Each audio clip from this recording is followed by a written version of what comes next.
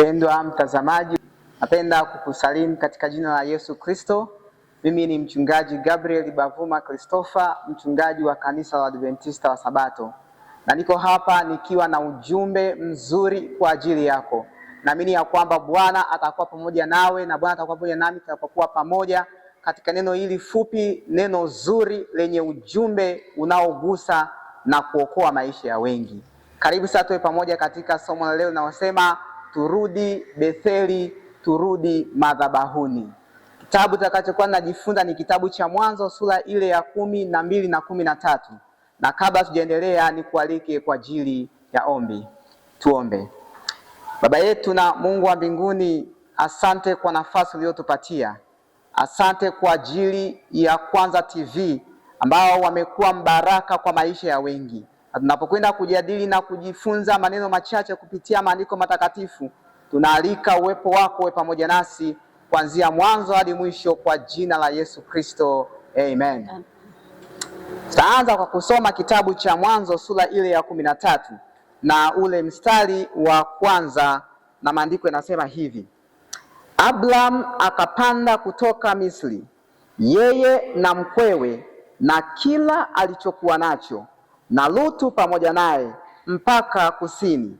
Naye Abraham alikuwa ni tajiri sana kwa mifugo, kwa fedha na kwa dhahabu. Akaendelea kusafiri kutoka kusini mpaka Betheli, mahali pale palipokuwa hema yake kwanza, kati ya Betheli na Ai. Napo ndipo palikuwa na madhabahu aliyofanya hapo kwanza, naye Abraham akaliitia jina la Bwana hapo. Nataka tujifunze habari za Abraham. Na kabla tujaingia katika sura ya 13, mwanzo kabisa wa kisa hiki ni katika sura ile ya 12, ambapo tunamuona Mungu anamuita Abraham.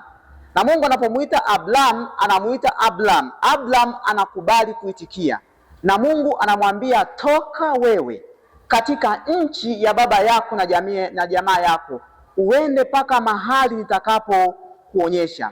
Unajua Abraham anaondoka na tutakuja kuona nini kinachotokea kwa Abraham. Lakini Biblia inapotuambia Mungu anapomuita Abraham, Mungu anamuita Abraham kwa kusudi maalum. Nataka nikwambie mpenzi unayenitazama kupitia Kwanza TV, Mungu ana makusudi yake. Mungu anapoita watoto wake ana makusudi yake. Na Mungu anapomwambia Abraham toka, ana maana anapomwambia hivyo. Na Mungu anamwambia Abraham toka mpaka nchi nitakayo kuagiza mimi. Nataka nikwambie ya kwamba Mungu anaabudiwa mahali alipopachagua yeye. Bwana asifiwe. Mungu hana kawaida ya kuabudiwa mahali popote popote. Mungu anaabudiwa mahali ambapo amepachagua yeye. Na ndio maana anapomwambia Abraham toka mpaka nchi itakayokuambia uende, ni kwa sababu Mungu anatamani aabudiwe mahali alipopachagua yeye. Nataka nikuulize swali, hapo mahali unapoabudia ni Mungu amepachagua? Na je, utajuaje kama ni Mungu amepachagua mahali hapo? Tumeona mambo mengi yakitokea. Tumeona mahali watu wakianzisha maeneo ya kuabudu, lakini mwisho wake yamekuwa yakipotea, hayana tena ramani katika maisha, na mengine yameharibu hata maisha ya wengi. Nataka ujiulize katika muda huu, hapo unapoabudu Mungu amepachagua? Maana kama Mungu amepachagua, daima siku zote patadumu kuwa mahali atakapoabudiwa. Na Mungu anapomwambia Abraham toka, Abraham anatoka, lakini maagizo ya Mungu huwa yanakuwa specific. Mungu hana kawaida ya kutoa maagizo ambayo yana maswali mengi. Ndio anapomwambia Abraham toka wewe, anamaanisha toka wewe. Ila Abraham anafanya nini? Ukisoma kisa hiki utagundua Abraham anapotoka, anatoka na mke wake, anatoka na Lutu pia. Lakini hiyo sio maagizo ya Mungu. Utakuja kuona Mungu anapotoa maagizo yake huwa ana makusudi yake.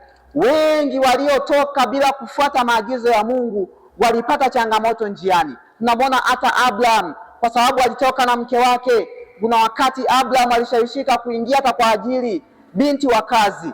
Kwa nini? Kwa sababu Mungu alitamani Abraham atoke. Nataka nikutie moyo katika masaa haya ya kwamba Mungu anapokuambia utoke, jifunze kumuuliza unataka nitoke na nani, na kama kuna maagizo ya ziada Mungu ana kawaida ya kukuambia. Abraham anapotoka na kwenda mpaka huku alikokwenda, maandiko yanasema ya kwamba alikuwa na vituo kadha wa kadha, ila Mungu alikuwa na makusudi Abraham aende wapi.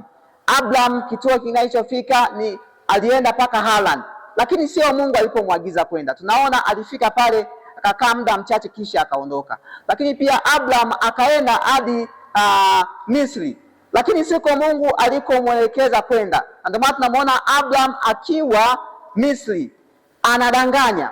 Kwa nini? Kwa sababu katikati ya kumtetea Mungu kwenye maagizo yake, utajikuta umeenda kinyume na mapenzi yake, na Abraham anafikia hatua ya kudanganya kwa kuongopa ya kwamba yule mke wake si mke wake ila ni dada yake. Na tunaona Mungu anaipiga familia ya Farao kwa sababu ya mke wake Sara. Nataka nikwambie, tusipofuata maagizo ya Mungu, kuna wakati watu wanaumia, familia zinaumia, watoto wanaumia, mke anaumia, mtoto anaumia, kwa sababu hatukufuata maagizo ya Mungu. Katika muda huu, mpenzi mtazamaji wa Kwanda TV, nataka nikuhakikishie ya kwamba tufate maagizo ya Mungu, maana tukiyafuata maagizo ya Mungu hatutaumia na hatutawaumiza walio wenzetu. Lakini Abraham baada ya yote tunaona ya kwamba hakupata furaha, hakupata amani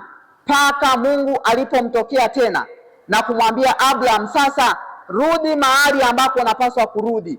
Na Abraham anakwenda sasa Betheli, mahali ambapo Mungu alimwambia aende. Na anapofika Betheli, maandiko yanasema ya kwamba Abraham akaliitia jina la Bwana mahali hapa. Nataka nikwambie, ukimwitia Mungu jina lake mahali alipopachagua, kuna tumaini mahali hapo, kuna uzima mahali hapo, kuna amani mahali hapo, kuna baraka, maana umemwitia jina lake mahali alipopachagua wewe. Mpenzi mtazamaji, usimwitie Mungu mahali kokote, muitie Mungu mahali alipopachagua yeye. Nataka niwahakikishie kwamba Abraham alipomwitia Mungu jina lake mahali alipopachagua, ndipo baraka zilipoanza. Katika muda huu, mpenzi mtazamaji, muite Mungu mahali alipopachagua yeye, naye atakuitikia, maana ushahidi upo. Bwana akubariki, Bwana akuongoze, Bwana akutie nguvu na kuombea amani, na Mungu akubariki sana kwa jina la Yesu. Amen. Mpenzi mtazamaji, tumesikia neno kutoka kwa Pastor. Turudi madhabahuni. Jiulize, uko wapi?